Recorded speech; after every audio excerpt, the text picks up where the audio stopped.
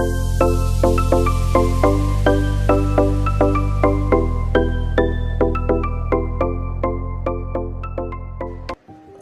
alaykum hammaga. Bugun 19-aprel 2026-yil yakshanba. Uzum bog'larimizda dastlabki kimyoviy ishlov berish jarayonlarini boshlaymiz.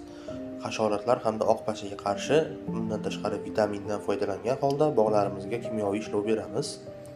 Mospilan eritmasi hamda tarkibida izobion mavjud bo'lgan maxsus suyuqligimizdan foydalanamiz.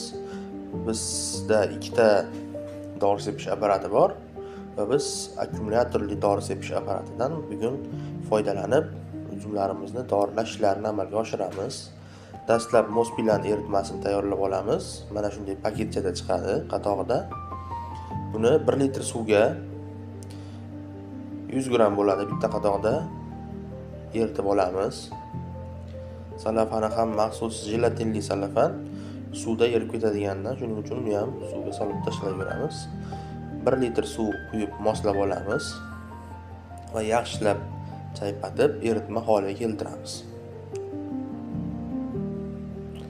Maxsus eritmamizni 10 litr suvga 100 gramdan, izobion tarkibli eritmamizni esa 10 litr suvga 20 gramdan ikkalasini qo'shib apparatimizga solib, mana shunday tartibda uzumlarimizga shoshilmasdan ishlov berish jarayonlarini boshlaymiz va shu tartibda davom ettiramiz.